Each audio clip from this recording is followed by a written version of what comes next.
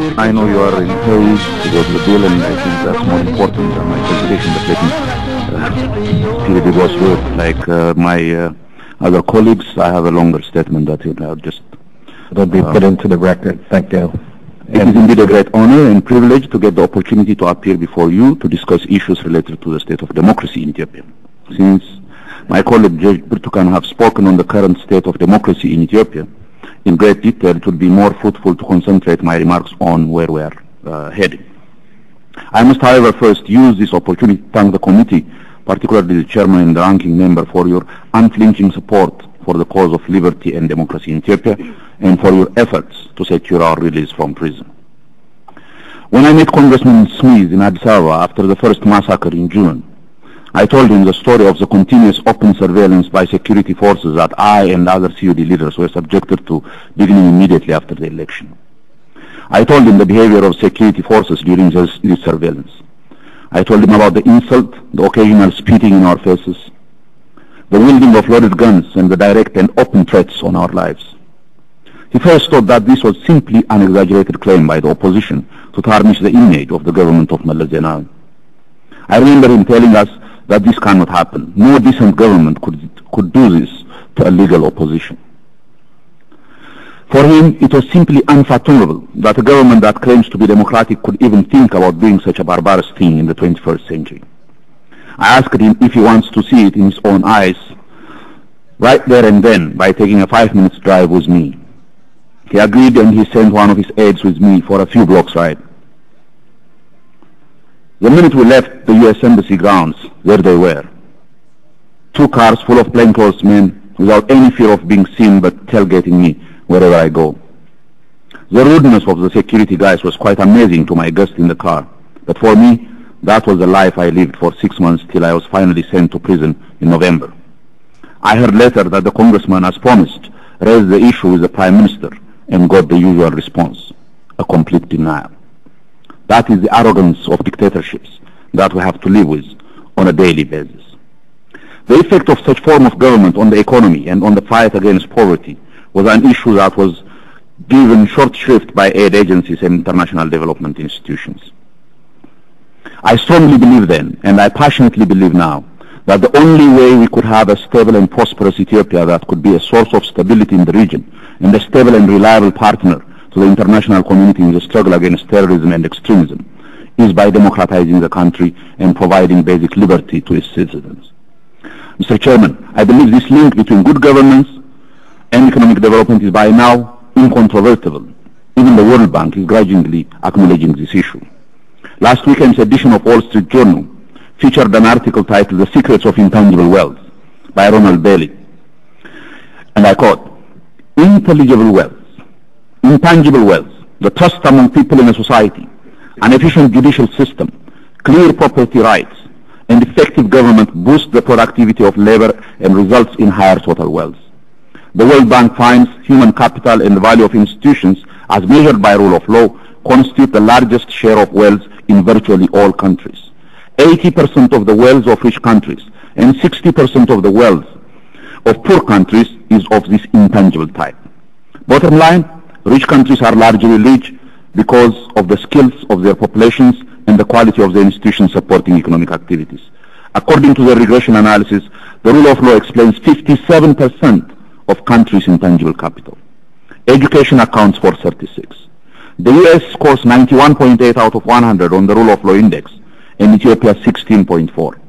30 wealthy developed countries have an average score of 90, while Sub-Saharan Africa is a dismal 28.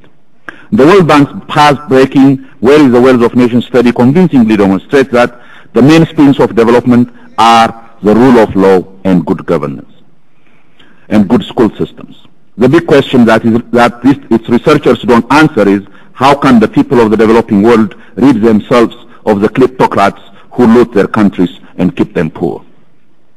That is the political question that we must answer in Ethiopia, if Ethiopia is to be prosperous, stable and at peace with itself. And that is what Ethiopia seriously lacks presently. Since the brutal repression of the democracy movement in 2005, the country is moving further and further away from the path of democracy and prosperity and towards a slippery slope of conflict and tyranny. More recently, Ethiopia is again in the news concerning the conflict and the horrific human rights abuse perpetrated by the government on its own people in the Ogaden region. Our heart bleeds for those civilian compatriots who are the most recent victims of this ongoing conflict in our country, and I condemn this barbarity in the strongest possible terms.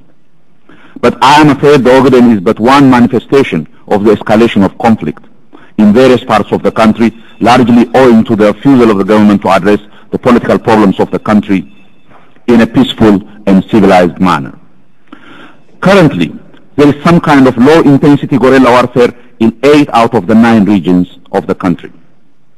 In Oromia and Amhara, the 2 largest regions of the country, human rights abuses, lack of good governance and democratization has alienated the population so much it has become an open field of recruiting armed combatants to a variety of causes. Even in Tigray, the region supposedly most favorable for the ruling party is slowly becoming a hotbed of armed opposition to the government.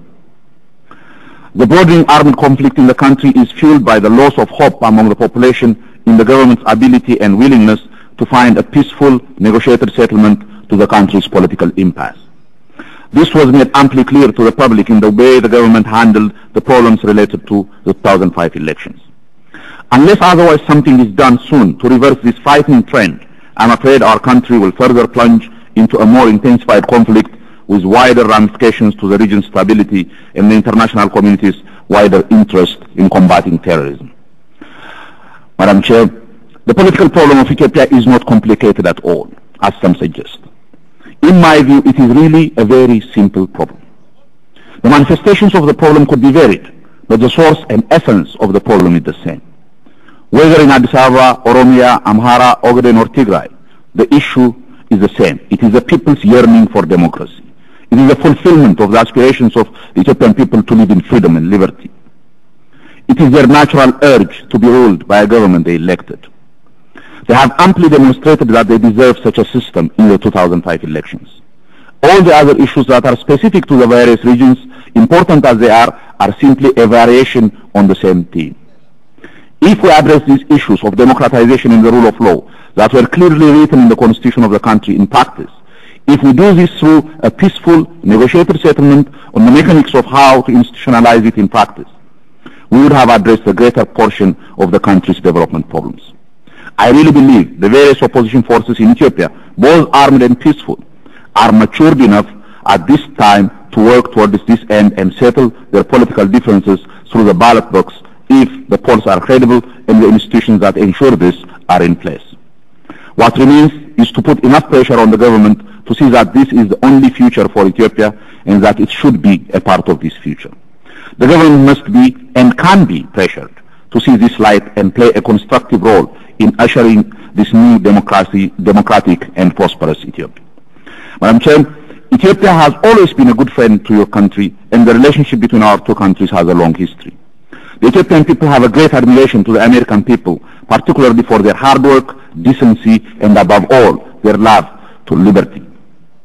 The Ethiopian people rightly expect Americans to be with them in these difficult times and to support their legitimate struggle for liberty, as they deeply believe they are with Americans in their fight against terrorism and extremism. I deeply believe that the fight against terrorism is a struggle for decency and liberty. The best and durable allies in the fight against terror are those countries and governments that deeply share the values of liberty and democracy. Dictatorships that have nothing but scorn for liberty in relation to their own people. Autocratic regimes that see all alliances as temporary instruments with the sole purpose of maintaining their grip on power. Governments that have no qualms about lying and cheating insofar as it proves them even temporarily useful to maintain power, and states that terrorize their own people cannot be real allies to a fight against international terrorism. A good and durable ally for your country is a stable and democratic Ethiopia. As a good friend and ally that provides broad support for the government of Ethiopia, the United States has the potential and certainly the capacity to help us get out of the